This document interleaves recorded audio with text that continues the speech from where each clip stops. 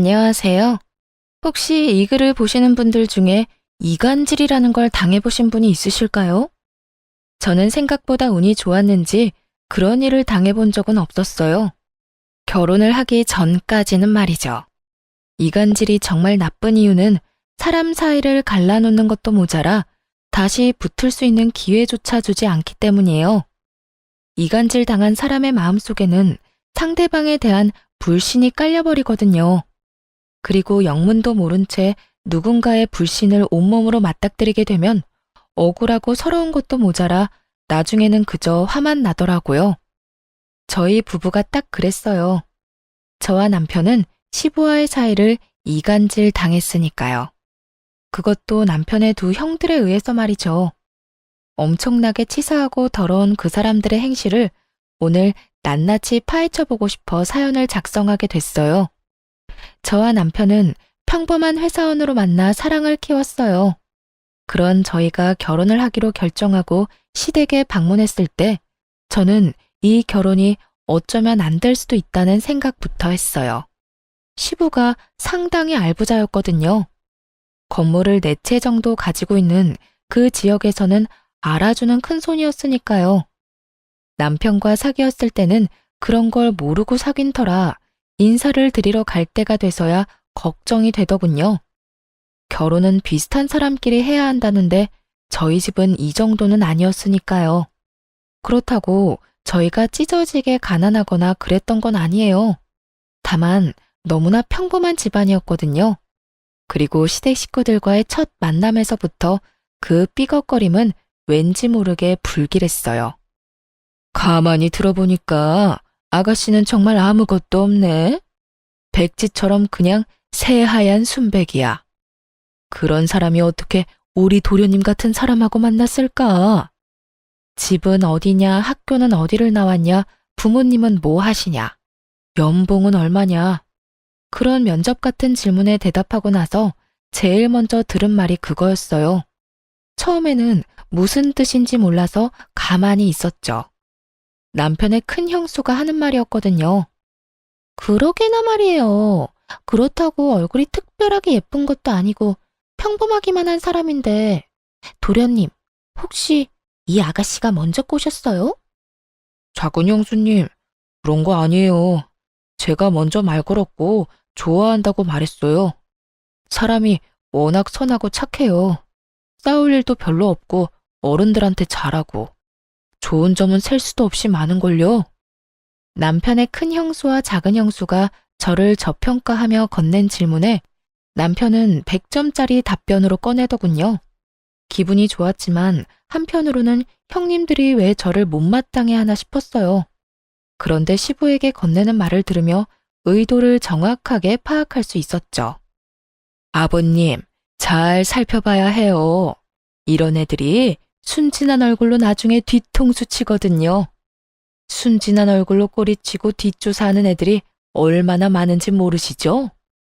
형수님, 말이 좀 지나친 것 같은데. 제 여자친구는 그런 사람 아니에요. 대체 아까부터 왜 다들 이 사람한테 그런 식으로 말하는 겁니까? 왜긴 왜요? 혹시라도 우리 집안에 도둑년이 들어오면 안 되니까 그러죠. 솔직히 도련님이 처가에 돈도 있고 명망도 있는 여자 데려왔으면 우리가 이렇게까지 하겠어요?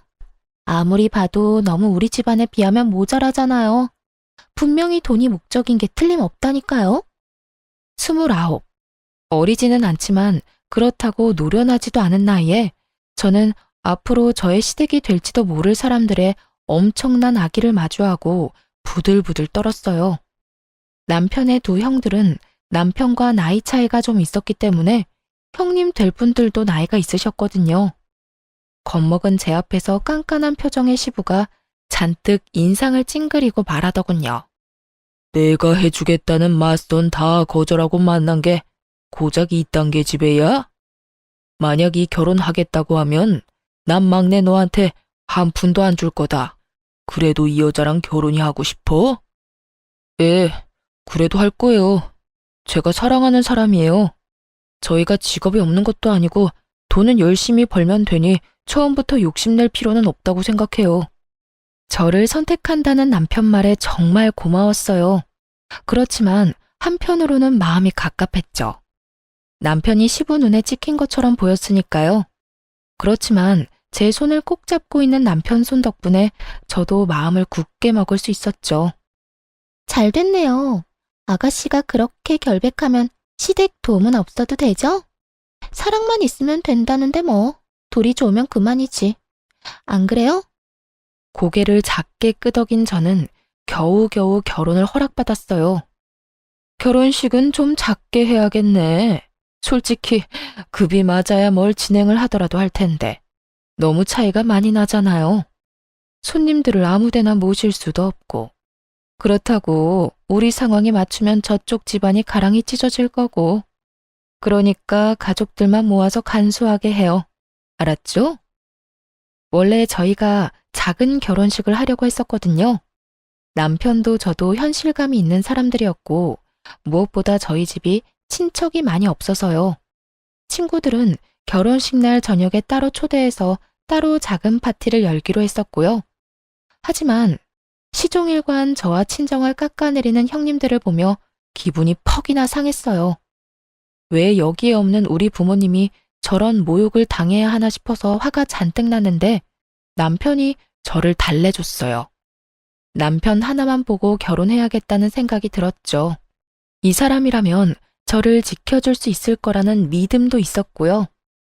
그렇게 저희는 작은 결혼식을 하게 됐어요. 신혼집은 제가 살던 자취방이었어요. 미니 투룸인데 작아도 신혼의 부부에게는 그리 작게 느껴지지 않는 집이었죠.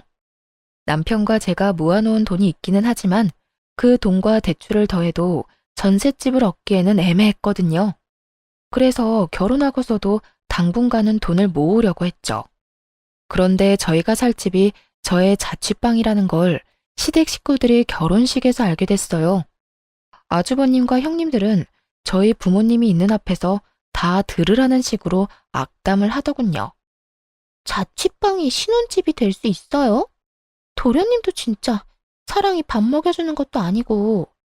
이런 걸 보면 정말 부모가 반대하는 결혼은 하는 게 아니라는 말이 딱 와닿아요. 봐요. 돈 많고 머리 좋은 여자들 다 마다하고 사랑 하나 쫓아서 결혼했는데 그런 집에서 살다니. 지금 저렇게 웃고 있어도 속으로는 얼마나 울고 있겠어요. 안 그래요? 동서, 조용히 좀 말해. 저기 사돈 어른들 다 듣겠네. 제가 없는 자리에서 어머니가 들었던 말이었어요. 나중에 남편이 없을 때 어머니가 그렇게 이야기하면서 속상한 표정을 지었어요. 엄마, 걱정하지 마. 그 사람들은 돈이 많아서 그래. 우리는 우리 형편 맞게 살면 되지. 나 그런 거 가지고 열등감 느끼고 화낼 만큼 어린 나이도 아니야. 내 손으로 번 돈이 아니면 다 빚이라고 생각해. 차라리 빚 없이 시작하는 게 훨씬 낫지 뭐. 그렇게 이야기를 했고 저는 정말로 그렇게 생각했어요. 형님들의 말은 기분이 나빴지만요. 그러나 친정어머니는 신경이 많이 쓰였던 모양이에요. 없는 형편에도 돈을 마련해서 저희한테 주더라고요. 집 구할 때 보태서 쓰라고요. 괜찮다고 돌려줬는데도 안 쓰면 엄마가 속상하다는 말에 결국 그걸로 전셋집을 구했어요. 대출도 많이 꼈지만 자취방보다는 좋은 집이긴 했죠. 친정의 도움으로 집을 구할 수 있어서 남편이 어머니에게 엄청 고마워했어요. 장모님, 너무 감사합니다. 저희가 돈 많이 벌면 꼭 갚아드릴게요. 그리고 중간에 필요한 일 있으면 저희 부르세요. 제가 가서 다 도와드릴게요. 그렇게 말하는 남편의 미소가 너무나 부드러워서 저렇게 팍팍하고 기름이 낀 집안에서 어떻게 이런 사람이 나왔나 싶은 생각이 들 정도였죠. 사실 시댁의 환영을 받으며 한 결혼이 아니었기에 텃세나 괴롭힘이 있을지도 모른다고 생각했어요. 나름의 각오도 하고 있었는데 이 시댁은 아예 저희 부부를 부르지 않더군요. 무려 결혼 3년 차에 첫째 딸이 생길 때까지도요. 명절, 생일 그 모든 날에도 저희는 시댁 출입을 허락받지 못했어요. 제 기분은 더럽게 나빴고 남편 기분은 더 많이 안 좋았죠. 그렇지만 시댁에서도 저희를 좋아해주는 사람도 있었어요. 바로 시모였죠. 시어머니는 참으로 조용하고 정신적으로 의지가 되는 좋은 사람이었어요. 시부의 재산을 함부로 어떻게 할 수 있는 사람은 아니었지만 저희 부부와 손녀딸에게 도움을 줄 정도의 능력은 가지고 있는 분이었어요. 우리 집에는 자식들도 다 아들, 손주들도 다 아들이었는데 네가 딸을 낳아주니까 기분이 너무 좋다. 그리고 막내를 쏙 빼닮아서 더 마음이 가. 우리 바깥 양반도 손녀를 그렇게 원했는데. 애를 낳은 뒤로도 시모는 자주 저희를 찾아와 용돈이나 아이 용품을 선물해주고 가셨죠. 시모에게 고마운 마음을 가지던 저에게 복권 당첨 같은 일이 일어난 건 아이가 1살이 갓 넘었을 무렵이었어요. 제가 대학 시절 경매를 공부했던 적이 있었거든요. 그런데 그때 공부하면서 가벼운 마음으로 샀던 물건이 도로와 아파트가 들어서는 비싼 땅으로 변한 거죠. 개발이 될 거라는 생각으로 산 것도 아니고 나중에 부모님 연세 드시면 전원주택이나 지어볼까 하는 마음으로 가볍게 싸게 주고 산 곳이라 더 횡재한 기분이었어요. 그 보상금으로 친정어머니가 빌려준 돈을 먼저 갚았고 그 다음에는 이사를 했어요. 금액에 맞춰 매매로 말이에요. 그렇게 이사를 하고 나서 시모가 저희에게 은근슬쩍 말하더군요. 손녀딸 얼굴 보여주러 오라고요. 그래서 선물을 사들고 결혼한 지 4년 만에 아이를 데리고 시댁으로 들어갔어요. 안으로 들어가니 오랜만에 보는 얼굴들이 앉아 있더군요. 아주버님들과 형님들 말이에요. 시부와 시모에게 먼저 인사를 했어요. 시부는 우리 딸을 유심히 쳐다보더군요. 마음이 가는 것처럼 보이기는 했지만 결국 집에 갈 때까지 안아주지는 않았어요. 식사라도 하고 가라며 시모가 저희에게 말했고 식탁에 둘러앉았죠. 그때 큰아주버님이 저한테 말하더군요. 갑자기 여기는 웬일이야? 그 좁은 집에서 살려니까 아무래도 안 되겠지? 그래서 돈 빌리러 온 거야? 진짜? 너희 아직도 이사 안 했어? 그런 집에서 대체 어떻게 사냐? 아무리 사랑이 좋아도 그렇지. 사람이 사람답게 살아야지. 그 좁아 터진 닭장 같은 데서 그렇다고 다짜고짜 시댁부터 찾아오면 어떡해요? 도련님, 결혼할 때 아버님하고 약속하셨잖아요. 돈 한 푼 안 받아도 좋으니까 결혼 허락해달라고. 근데 이렇게 돈 받으러 오는 거 부끄럽지도 않아요? 어디 거지도 아니고 돈 구걸하는 꼴이란. 다들 우리가 돈을 빌리러 왔다고 생각하더군요. 이해 못할 일이었어요. 설사 저희가 돈을 빌리러 왔다 하더라도 이렇게 사람을 물어뜯을 것처럼 공격하다니 마치 우리가 자기 것을 탐내기라도 하는 것처럼 굴고 있으니 저도 모르게 방어적으로 나서게 되더라고요. 그 집에 살았던 건 부끄럽다고 생각하지 않아요. 그 자취방도 제가 벌어서 제가 모은 돈으로 계약한 집이었거든요. 거기서 계속 살아도 됐는데 저희 어머니가 결혼식에서 형님들이 나누는 교양 있는 이야기를 다 들으셨거든요. 그리고 친정어머니가 도와주셔서 전셋집 얻을 수 있었고요. 그리고 며칠 전에는 자가로 이사도 했어요. 그러니까 남의 집안일에 그렇게 신경 안 써주셔도 돼요.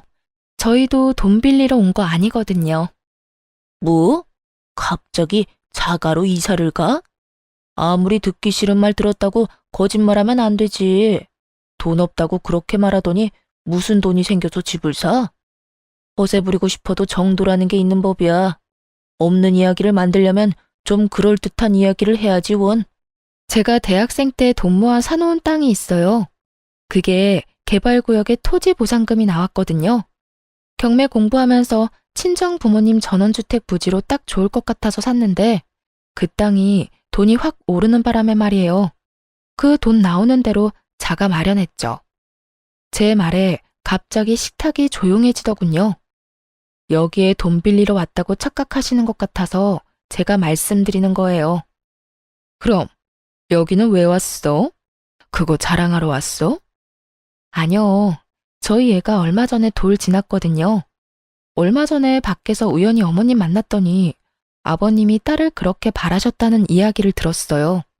딸은 아니지만 손녀라도 보시라고 애 데리고 온 거예요. 어머님이 초대해 주셔서. 결혼도 축복받지 못했는데 애는 무슨. 손녀 데리고 와서 아버지 마음에 들 생각이면 애 저녁에 때려치워. 애 앞세워서 어르신 동정심 얻어 돈 받을 생각하지 말고. 이상하네요. 저는 돈 받아가겠다고 말한 적은 단 한 번도 없는데 이상하게 여기 계시는 분들은 다 돈 이야기만 하시네? 근데 제가 잘못 알고 있는 건가요? 큰아주버님이랑 작은아주버님은 아버님 명의의 집에서 살고 계시면서 건물 담보로 사업 자금도 많이 받아가셨다면서요?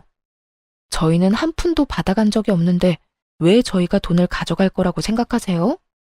저희는 그럴 생각도 없고 저희 벌어서 생활할 수 있어요. 이번 보상금 건으로 경매에 관심 붙어서 요즘에는 공인중개사랑 경매 공부도 하고 있거든요. 저희는 저희 벌어서 돈 쓸 거라서 여기서 돈 받아갈 생각 전혀 없어요. 그러니까 걱정 말고 돈 이야기는 그만하시는 게 어떨까요? 어머, 말하는 것 좀 봐. 지금 우리가 돈 받아가는 게 잘못이라는 이야기야?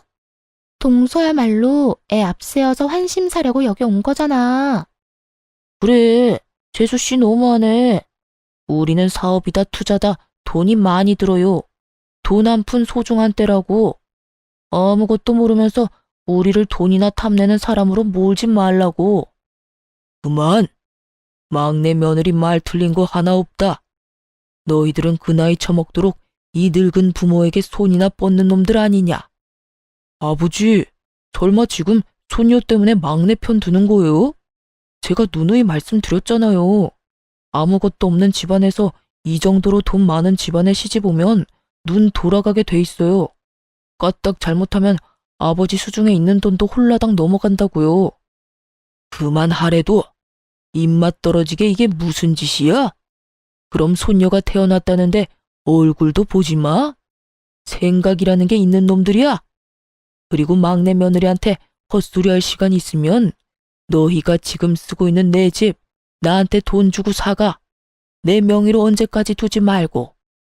밥 먹다 말고 결국 화가 난 시부가 숟가락을 탁 내려놓으며 아주버님들에게 그렇게 말하자 모두 눈을 내려깔며 입을 꾹 닫더군요. 자기가 벌어서 산 집도 아니면서 그게 마치 당연한 것처럼 여기는 두 사람을 보니 시부가 열받을 만도 했어요. 그날 식사 이후 저는 또다시 시댁의 발길을 끊게 됐습니다. 시부에게서 전혀 연락이 없었거든요. 결혼 6년 차에 둘째 딸을 낳았을 때도 시부는 시무를 통해 아기 선물 몇 가지만 보내오고 연락은 하지 않았어요. 그러나 시무와 자주 연락을 하고 있었기 때문에 저는 크게 신경 쓰지 않았어요. 그리고 솔직하게 말하면 시댁이 거리로는 가까운데 신경을 안 써도 되니 편하다는 생각도 했고요. 그런데 어느 순간부터 시모에게서도 연락이 오지 않게 되었어요. 이상한 생각이 들었죠. 시모는 저희에게 자주 연락을 했었거든요. 무슨 일이라도 있으면 분명히 저희에게 연락을 할 테고 또 유독 저희 둘째 딸에게 애정을 많이 쏟으셔서 이렇게까지 연락이 없는 게 이상하다 싶었어요. 시부에게 전화를 해볼까 생각도 했지만 굳이 이야기했다가 긁어부스럼만 만드는 거 아닌가 싶어서 따로 연락도 못했죠. 그러다 어느 날 시모의 핸드폰이 해지가 됐어요. 점점 더 무서운 마음이 들었어요. 그런데 시모 핸드폰이 해지가 되고 얼마 지나지 않아 시부에게서 연락이 온 거예요. 오늘 중요하게 할 말이 있으니 시댁으로 오거라. 시모에 대한 걱정이 가득했던 상황이었기 때문에 그 전화를 듣자마자 저와 남편은 시댁으로 향했어요. 집으로 들어가니 시부와 아주버님들 그리고 형님들이 이미 와 있었어요. 그런데 딱 한 사람, 시모만 보이지 않더군요. 그리고 무겁게 가라앉은 분위기를 보니 무슨 일이 일어났구나 하고 눈치를 챘어요. 아주버님과 형님들의 눈초리를 받으며 한쪽 소파 구석에 앉으니 시부가 입을 열었어요. 너희들 엄마 얼마 전에 병원에 가니 치매 초기라고 하더구나. 요양원에 들어갈 정도로 안 좋은 건 아닌데 요즘에는 정신이 없는 시간이 더 많아졌어. 내 생각에는 요양원에 보내면 상태가 나빠질 것 같으니 세 아들 중에 누구 한 명 책임지고 이 집에 들어와서 어머니 모시도록 해라. 건장한 아들이 셋이나 있는데 병원에 보내는 것도 웃긴 일이지. 그리고 며느리들도 막내 빼고는 다 집 지키는 주부들 아니냐? 어머니가 치매에 걸렸다고요? 대체 언제부터요? 왜 저희한테 말씀 안 해주셨어요? 시모와 관계가 유독 돈독했던 남편이 시부를 향해 언성을 높였어요. 분명 인지장애 초기 단계가 있었을 텐데 그때는 왜 이야기를 안 해준 건지. 중요한 이야기를 지금 이 자리에서 전해 들었으니 많이 놀란 남편은 답답한 듯 시부에게 화를 냈어요. 다른 아주버님들과 형님들이 가만히 있는 걸 보니 그분들은 먼저 알고 있었던 듯 했어요. 우리가 불려온 이유 또한 짐작이 갔어요. 우리 부부만 빼고 나머지 가족들끼리 열심히 짝짝꿍 서로 주고받고 잘 지냈지만 치매 걸린 노모를 모시는 건 하고 싶지 않은 거죠. 그러니 가족이라고 여기지도 않았던 저희들을 불러 가족회의라는 거창한 이름 아래 저희에게 시모수발을 맡길 생각이었던 것 같아요. 역시 제 예상대로 두 아주버님과 형님들은 머뭇거리며 시부 눈도 쳐다보지 못한 채 아무 말도 꺼내지 않더군요. 마치 학교에서 선생님 눈에 띄어 칠판에 나가 문제를 풀고 싶지 않은 아이들처럼요. 참 나쁜 사람들이었어요. 돈 받으러 갈 때는 어머님 살가운 소리 하다가 병에 걸리니 입 싹 닫고 모른 척 하는 걸 보니 시모의 현재 상황이 답답하기도 했고요. 그래서 제가 손을 들고 말했어요. 저희가 모실게요. 다들 눈 피하는 게 하고 싶지 않아 보여서요. 저 얼마 전에 직장 바꿔서 어머님 모실 시간도 괜찮아요. 직장을 바꿔? 네, 공인중개사 사무소 열었거든요. 중개원도 있으니 시간은 괜찮고 제가 일해야 하는 상황이면 잠깐 동안 주간보호 맡겨도 되고요. 남편이 미안한 얼굴로 저를 봤지만 미안할 필요 없었어요. 솔직히 시부가 치매에 걸렸다고 수발 들라고 했으면 저는 억만금을 준대도 절대로 안 모셨을 거예요. 그렇지만 시모는 달라요.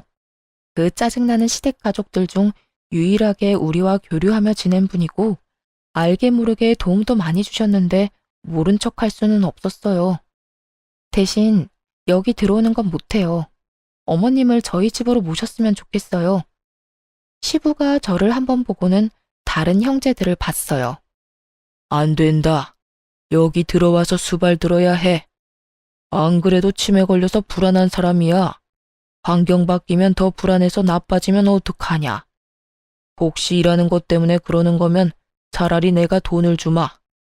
그 이야기가 끝나자마자 갑자기 큰아주버님이 끼어들었어요. 아버지, 뭐하러 쓸데없이 돈을 씁니까? 저희 와이프 요새 할 일 없으니 어머니 모시는 일은 잘할 수 있을 거예요. 얘네들 뭘 믿고 어머니를 맡겨요? 여태 집에 오지도 않던 녀석들인데. 딱 봐도 돈 노리고 어머니 봐주겠다는 건데 차라리 저희가 여기 들어와서 모시겠습니다. 큰아주버님의 말에 작은아주버님도 질세라 끼어들었죠. 형님보단 우리가 더 낫죠. 어르신 모시는 건 체력 싸움인 거 모릅니까? 저희 와이프는 요새 골프로 체력 단련 많이 했거든요. 형수 몸도 약한데 어르신 모시다가 쓰러질까봐 겁나요. 그냥 저희한테 맡기세요. 저희가 편안하게 모실 테니까요. 두 아주버님의 갑작스러운 경쟁에 두 형님 얼굴이 사색이 되는 걸 보니 미리 상의된 내용이 아니라는 걸 알았죠. 아마 시부가 돈 이야기를 꺼내니 저희가 시부 눈길 한 번이라도 받을까봐 견제하는 것처럼 보였어요. 그렇게 생각하니 저도 모르게 욱하고 화가 났어요. 돈도 필요 없이 시모 모시겠다는데 그마저도 막아서는 데다가 여전히 시부와 저희 부부 사이를 떼어놓으려 안달이나 보였거든요. 아주버님, 무슨 말을 그렇게 하세요? 어머니 모시는 일에 돈 이야기는 왜 튀어나오냐고요. 그렇게 저희를 부모님하고 떼어놓고 싶어요? 말도 안 되는 이간질까지 하면서 돈 안 받겠다고 각서라도 쓰고 어머님 모셔야 해요? 돈 안 받고 모시겠다고 미리 말씀드렸는데 저희의 어디가 돈을 노리고 오는 사람들이냐고요. 이간질이라니. 동서 말 함부로 하네. 여태 부모님하고 왕래도 없었으면서 갑자기 어머님 모시겠다고 하면 당연히 그 의도가 의심되는 상황이잖아. 그걸 말이라고 하세요? 그럼 연락 한 번 안 하던 식구들이 왜 어머님 치매 수발 들어야 하는 일에 저희 부르셨어요? 원래 저희한테 말없이 이 집안에서 일어나는 일들 알아서 잘들 처리하셨잖아요. 이번에도 그렇게 우리 없이 해결하면 될 일을 왜 새삼스레 불러서 물어본 거예요? 저희한테 떠넘기고 싶어서 그런 거 아니냐고요. 이 중요한 문제에 빠지면 안 될 것 같아서 연락한 거지. 무슨 말을 못해? 그리고 저희 아버님은 몰라도 어머님이랑은 자주 연락했거든요. 손녀딸 보러 얼마나 자주 오셨는데 그건 모르셨나 봐요. 왕래도 없었다고 하시는 거 보면. 이거 봐. 딸 귀한 집에 손녀 낳아주고 그걸로 어머님까지 깨어냈어? 아버님, 제가 그랬죠? 애들 앞세워서 어르신들 자기 마음대로 주무르려고 한다고요. 몰래 어머님을 만나고 다녀? 그래서 뭐 받기로 했어? 뭐 준다고 하셨냐고? 받기는 뭘 받아요? 애기용품 받은 게 다인데. 거짓말하지 마. 도련님 깨어낸 솜씨로 어머님도 깨어내서 어머님 명의로 된 재산이라도 빼내려고 한 거 아니야? 형수, 말이 심하잖아요. 저희가 왜 그런 짓을 합니까? 어머니 재산은 어머니 거예요. 부모님 멀쩡히 살아계신데 저희가 그런 돈이나 탐하는 버러지 같은 인간처럼 보입니까? 제 눈에는 이미 돈 받아가신 분들이 버러지처럼 보이는데? 참던 남편이 제가 심한 말을 들으니 결국 참지 못하고 핏대를 세우며 말대꾸하더군요. 평소에는 꼬박꼬박 형수님 하며 허허롭게 다니던 남편이 호칭에 님자도 안 붙이는 걸 보니 화가 많이 난 것 같더라고요. 그렇게 집안이 난장판이 되어가자 시부가 정리를 했어요. 그만해라. 너희 엄마는 재산 아무것도 없다. 나한테 다 있어. 주고 싶어도 못 줬을 테니 둘째 며느리, 너는 이제 그만 좀 떽떽거려라. 네 목소리 듣고 있으니 두통이 더 심해지잖아. 화를 낸 시부가 피곤한 듯 얼굴을 쓸어내리더니 다시 물었어요. 그래서 누가 여기 들어와서 어머니 모실 거냐? 어머니 수발 드는 사람은 유산 상속할 때 좀 더 유리할 거다. 유산 이야기 꺼내자마자 큰형님이 외쳤어요. 아버님, 저희가 볼게요. 일하느라 바쁜 막내 며느리, 운동하느라 바쁜 둘째 며느리. 입만 아프게 뭐 하러 부르세요? 제가 맏며느리니 당연히 제가 해야죠. 그리고 유산 이야기는 막내 도련님 있을 때는 하지 마세요. 견물생심이라고 듣다 보면 혹하는 게 사람 마음이잖아요. 갑자기 유산 받고 싶다고 하면 어떡해요? 그건 저도 동의해요. 여태 가족 일에 참여도 안 하고 부모님 모시지도 않은 사람은 유산 제외하셔도 되지 않을까요? 아버지가 하지 말라는 결혼하면서 돈도 안 받는다고 다짐했으니까요. 일단 막내 도련님은 유산 상속에서 빼두고 형님, 그렇다고 형님이 어머님 모시는 것도 좀 아니죠. 매번 몸이 안 좋아서 행사에 자주 빠지면서 집에서 자기 몸이나 추스르는 게 어때요? 어머님 돌보다가 먼저 쓰러져서 링거 맞지 마시고요. 막내 동생이 돈 한 푼이라도 가져갈까봐 아주 넷이서 협동하는 모습을 보니 남편도 참기 힘들었나 보더라고요. 엄마 아픈데 다들 무슨 말 하는 거예요? 이게 대체 다 뭐냐고요? 지금 이 자리가 엄마 아픈 거 어떻게 할 건지 상의하는 자리가 맞기는 해요? 무슨 말만 하면 저희는 죄인 취급에 형들은 엄청난 효자 효부처럼 굴고. 그렇게 어머니 모시고 싶으면 모시세요. 그래도 나도 엄마 아들이니까 정기적으로 보게 해줘요. 형들이 엄마 잘 돌보고 있는지 확인할 테니까. 잘못 모셔서 어디 아프기라도 하면 형들 다 가만히 안 둬요? 그리고 돈, 그놈의 돈 이야기. 저희한테 제발 하지 마요. 돈 달라고 안 할 테니까. 저희 부부, 우리들 손으로 충분히 돈 벌 수 있는 사람입니다. 그런 거 필요 없으니까 두 번 다시 저희한테 말하지 마요. 남편이 열받아서 화를 내고 나왔어요. 나오고 나서 남편이 한숨을 푹푹 쉬더군요. 저한테 미안하다고 이렇게 심하게 콩가루인 집안은 아니었다고 했어요. 그렇게 저희는 오해도 풀지 못하고 시모도 모시지 못한 채 나왔어요. 그래도 마음은 계속 시모 곁에 가 있으니 어떻게든 연락이나 다시 해볼까 생각하던 중 시부에게서 다시 시댁으로 오라는 연락을 받았어요. 갔더니 저번과 똑같은 상황이 펼쳐졌어요. 상석에 앉은 시부와 소파에 앉은 두 아주버님과 두 형님들이 보였어요. 우리까지 모두 도착하자 시부가 입을 열더군요. 너희도 알다시피 요즘 부동산 경기가 안 좋아. 그리고 첫째, 네가 내 건물을 담보로 빌려간 돈을 못 갚아서 지금 터지기 일보 직전이지. 너희들 엄마한테 드는 돈 하며 내 사정 안 좋다는 이야기에 여기저기서 빌려갔던 돈 돌려달라는 이야기에 돈 돌려주고 나니 내 수중에는 더 이상 남은 게 없다. 시부가 그렇게 말하며 서류를 탁자 위로 툭 던졌어요. 저와 남편은 그냥 멀뚱멀뚱했고 형님과 아주버님들은 눈에 불을 켜고 서류를 뜯어먹을 것처럼 살펴보더군요. 시부 명의로 건물이 여러 개 있었다는데 어찌된 영문인지 그 건물이 다 다른 사람 소유가 됐더라고요. 나는 이제 늙었고 너희들 어머니는 치매에 걸렸지.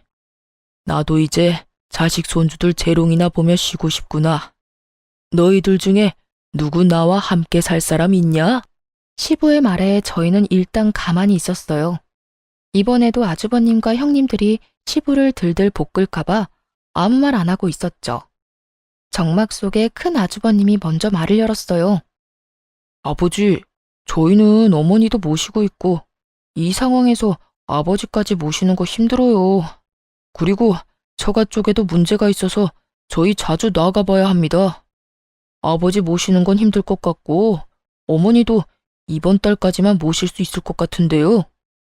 장황하게 늘어놓긴 했지만 안 된다는 말이었죠. 그러자 작은 아주버님도 이에 질세라 말을 하더군요. 아버지, 저희들은 형님만큼 뭘 받은 적이 없잖아요. 솔직히 이런 일은 당연히 돈 많이 받아간 사람이 해야 한다고 생각합니다. 아니면 부모님 모시는데 필요한 금전도 필요하고요. 제가 하는 가게 사정도 좋지만은 않아요. 그렇게 치면 형이 당연히 부모님 모셔야죠. 받아먹은 게 얼만데. 뭐? 그러는 너는 안 받아먹었어? 그리고 부모님 모시라는 말 하는데 격떨어지게 무슨 돈 이야기야?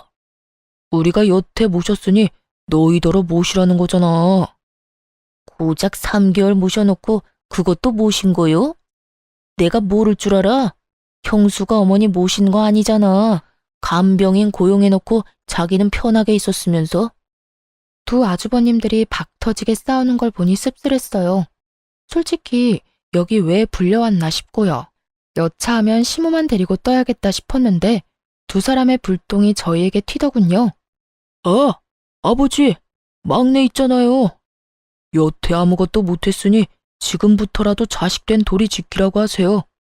매번 이런 일에서 빠지기만 해서는 안 되죠. 여태껏 시부의 눈에 들지 못하도록 우리 사이를 그렇게 이간질 시켜놓고는 시부가 모든 걸 잃게 되니 그제야 저희한테 시부를 밀어넣으려 하더군요. 추하기 짝이 없는 모습에 어이가 없는데 그때 시부가 두 아주버님을 쳐다보며 고개를 끄덕였어요. 좋은 생각이다. 그러면 너희 둘은 너희가 빌려간 내 돈의 3분의 1을 막내한테 줘라. 지금 당장 내게 돈이 없으니 너희가 빌려간 돈으로라도 막내한테 그 몫을 줘야 하지 않겠냐? 그 말에 두 아주버님들 얼굴이 벌겋게 달아오르더니 시부를 향해 핑계와 분노를 퍼붓더군요. 아버지, 저희가 왜 막내한테 돈을 줘요? 돈 줄 거면 아버지가 줘야지. 그리고 이런 말 안 하려고 했는데 여태껏 치매 노인 모신 거 생각하면 아버지가 저한테 그런 식으로 말하면 안 되죠. 솔직히 이렇게까지 된 것도 다 아버지 탓이잖아요. 그러게 신중하게 자금을 굴렸어야지. 신중? 내가 지금 이런 말 하는 게 누구 탓인 줄 알아? 너희가 내 돈 빌려가 놓고 입 싹 닫고 있는 바람에 이런 사달이 벌어진 게 아니냐? 그 돈으로 돈 벌면서 가족들 먹여 살렸으면 된 거 아니에요? 그리고 아버지가 돈 있으면 아들한테 돈도 좀 줄 수 있는 거지. 그 많은 돈 죽을 때 가지고 갈 생각 아니라면 자식들 도와줄 수도 있는 거잖아요. 그 돈은 미천으로 쓴 거고. 그런 건 당연히 부모가 자식한테 해줘야 하는 거죠. 큰아주버님의 입에서 나오는 말들은 모조리 궤변이었어요. 빌려준 돈은 그저 빌려준 것일 뿐인데 마치 그걸 자기가 모으고 불린 것처럼 말하더라고요. 처음부터 당연히 자기 것처럼. 둘째 너도 형이랑 생각이 똑같아? 말해봐라. 너희가 빌려간 내 돈이 당연한 거야? 아버지, 진정 좀 하시고. 누가 그렇대요? 저는 그렇게 생각하지는 않아요. 빌린 건 빌린 거고, 내가 번 돈은 내가 번 돈이죠. 근데 아버지도 너무하시잖아요.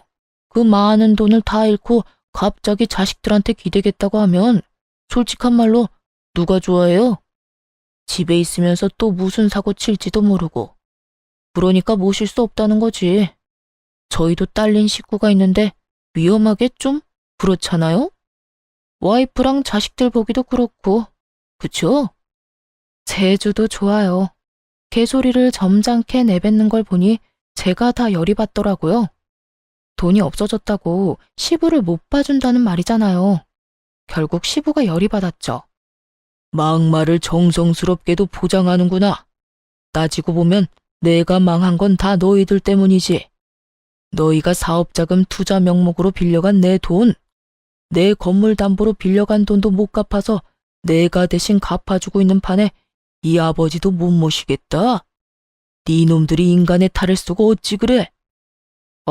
좀 그만하세요. 저희는 이런 식이면 아버지랑 못 살아요. 앞으로 저희한테 연락하지 마세요. 멀쩡한 집안 다 망하게 해놓고 다 아버지 잘못이에요. 아버지, 저도 그렇게 생각해요. 그 많은 돈 차라리 저희한테 증여해줬으면 이런 일은 없었잖아요. 저희도 어른 모실 만한 형편은 아니니까 앞으로 이런 일로 연락하지 마세요. 두 아주버님들과 형님들이 떠나고 시부가 한숨을 내리시고는 저희한테 묻더군요. 그래서 이제 너희도 떠날 거냐? 그 말에 남편이 저를 쳐다보더군요. 저와 결혼하기 전까지는 그래도 시부와 완전히 사이가 나빴던 건 아니었고 어린 시절에는 좋았던 기억도 많으니 남편은 고민하는 눈치였어요.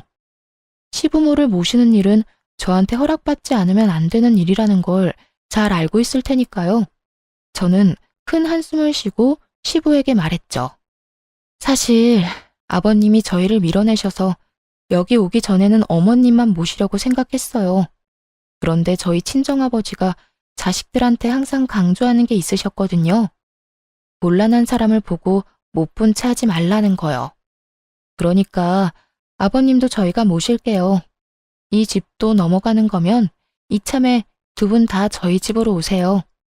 사돈께서 사람이 참 좋으신가 보군. 너희를 괴롭혔는데도 나를 모시고 갈 수 있겠냐? 나는 지금 아무것도 없어. 빈털털이야. 아버님, 예전부터 누누이 말씀드렸잖아요. 저희 알아서 돈 벌어요. 남한테 빌린 건 언젠가 갚아야 할 빚이고요. 그리고 아버지가 바른 말 하려고 그러신 건 아니에요. 주변에 곤란한 사람이 있으면 본인이 그 영향으로 힘들어지고 보고 있기 불편하기 때문이래요. 주변 사람들이 행복하면 본인은 더 행복해진다고요. 제 말에 시부가 고개를 푹 숙였어요. 미안한 감정이라도 갖고 계셨나 싶었죠. 여태껏 두 아주버님들의 화려한 견제 때문에 저희가 돈 때문에 들러붙으려는 인간들처럼 보였을 텐데 그런 사람이 아니라는 걸 이제 아셨으니까요. 그런데 시부가 저한테 그러더군요. 사실 얼마 전에 내가 집에 일찍 돌아온 일이 있었다. 그런데 시어머니 모시겠다던 첫째 며느리가 보이지를 않는 게야. 찾아보니 백화점을 갔다고 하더구나. 너희 시어머니가 방에서 나오지도 못하게 문을 걸어 잠그고 말이지. 그 안에서 나가고 싶어서 문을 두드리는데도 고용한 간병인은 듣지 못한 척 핸드폰만 열심히 했어. 그걸 보고 무슨 생각이 들었는지 아느냐? 나도 늙고 병들어 내 손으로 아무것도 못하면 내 자식들이 나를 저렇게 만들겠구나 싶었다. 그래서 머릿속이 하얘졌어. 그러니 시험을 해본 거야. 누가 진짜 부모를 지극정성으로 생각할까 하고. 그놈들은 탈락이야. 지들이 가져간 돈이 얼만데 받아간 돈만 해도 부모를 평생 모시고 받들어 살아도 모자란데 어떻게 돈 한 푼 안 가져간 너희만 남는 건지. 서류는 다 거짓말이었고 시부는 여전히 알부자가 맞았어요. 그걸 몰랐던 두 형은 시부가 재산을 모두 날린 거라고 생각하자마자 빛과 같은 속도로 시부를 버린 거고요. 어안이 벙벙한 저희들을 두고 시부가 태연이 변호사에게 연락을 하더군요. 시부가 유언장을 작성했어요. 시부가 죽고 나면 남은 재산은 모두 기부한다고요. 자식들 그 누구에게도 남은 재산은 안 준다고 말이죠. 며느라가 사돈어른과 식사 시간을 좀 잡아보거라. 그렇게 저희 아버지는 결혼식 이후로 처음 시부를 만났어요. 시부는 친정아버지가 나오자 두 손을 꼭 붙잡고 그러더군요. 딸을, 이렇게 귀한 딸을 시집 보내주셨는데 여태 모르고 바보 같은 짓만 했습니다. 제가 우리 며느리 덕분에 늙음하게야 중요한 걸 깨달았어요. 감사합니다. 아이고, 무슨 말씀을.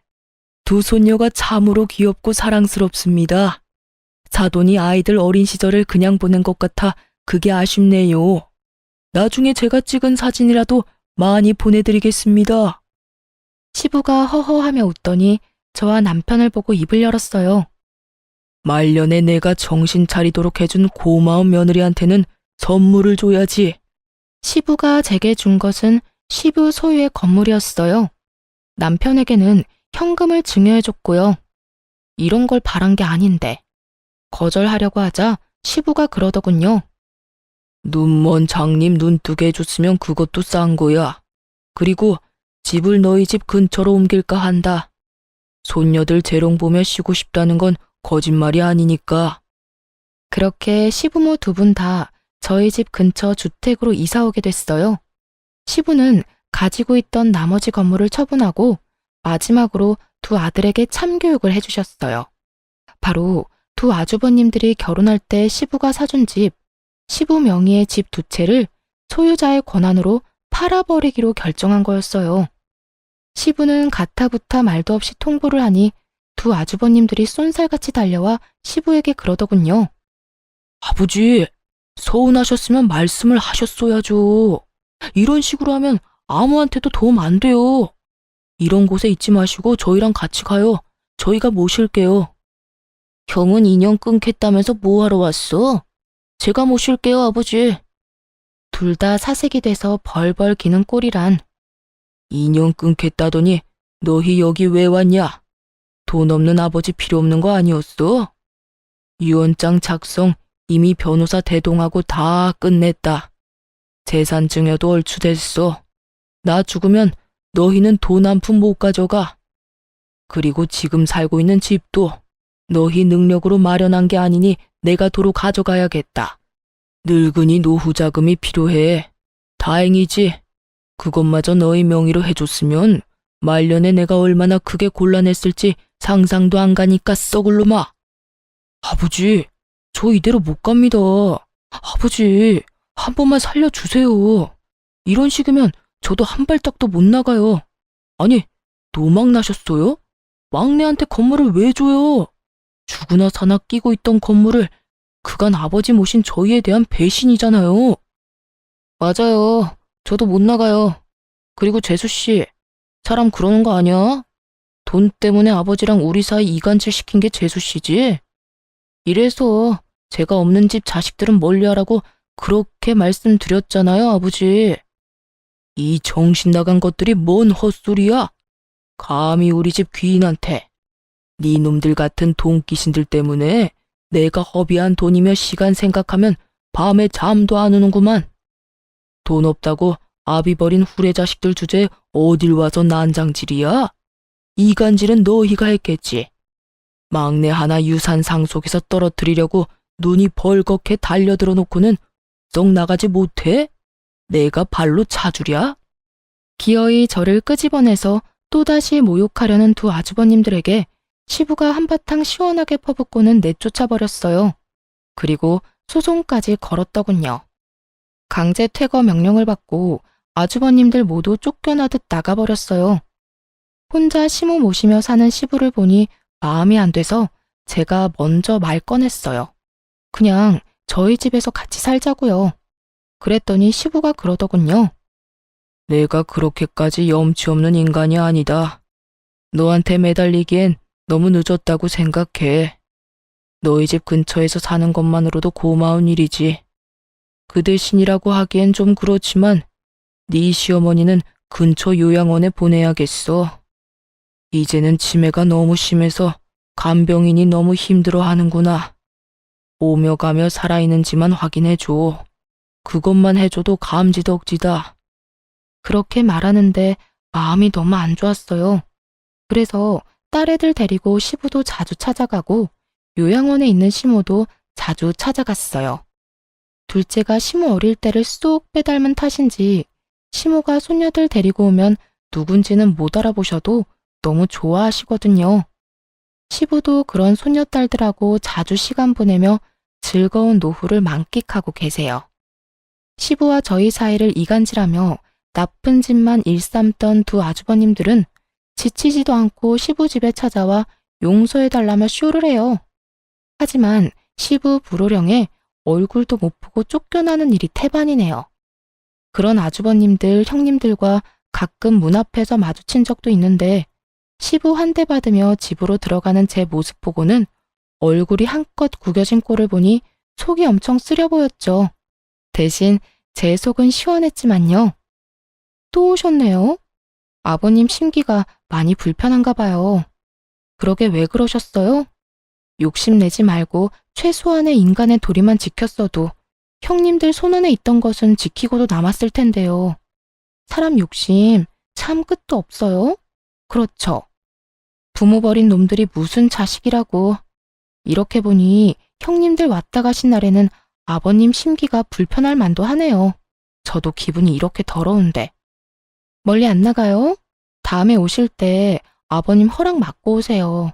그래야 앞에서 안 기다리죠. 제가 한껏 비웃어주자 형님들이 화가 났는지 저한테 뭐라 하려는 것을 아주버님들이 기겁을 하며 말리더군요. 시부 집 앞에서 드자비질하다가 시부한테 더 밉보일까봐 걱정이었나 봐요. 그런 짓 안 해도 이미 신용도가 바닥인데. 부모 재산 있으면 좋죠. 물려주면 더 좋고요. 저도 성인군자가 아니라 돈 준다면 기분도 좋고 횡재한 기분이고 그래요. 하지만 그 돈이 제가 번 돈도 아닌데 제 것처럼 여기는 것 자체가 문제잖아요. 그리고 돈 없다고 힘들 때 도와준 부모를 버리는 것도 도리를 저버리는 거고요. 가진 것도 지키지 못한 사람들 보니 저도 앞으로 경계 또 경계하며 살아야겠다는 생각을 해요. 돈에 눈이 멀면 시부처럼 자식들한테 버림받을 수도 있구나. 저렇게 나중에 후회하고 발바닥에 땀나도록 찾아와서 용서를 빌어야 할 수도 있구나 하고요. 시부모와 저희 부부 사이를 이간질시키던 두 아주버님과 두 형님들은 여전히 시부의 용서를 받지 못하고 있어요. 그때 자식들을 시험하면서 느낀 감정이 생각보다 뼈저렸던 것 같더라고요. 그리고 저희는 오해를 풀고 도리어 더 잘 지내고 있고요. 걱정 없는 집은 없고 오한이 없는 집도 없겠지만 그렇게 사는 것도 가족이고 인생이라고 생각하고 있어요. 관계가 잘 풀려 다행이기도 하고요. 쓰다 보니 말이 길어졌네요. 지금까지 긴 사연 들어주셔서 감사합니다. 행복하세요.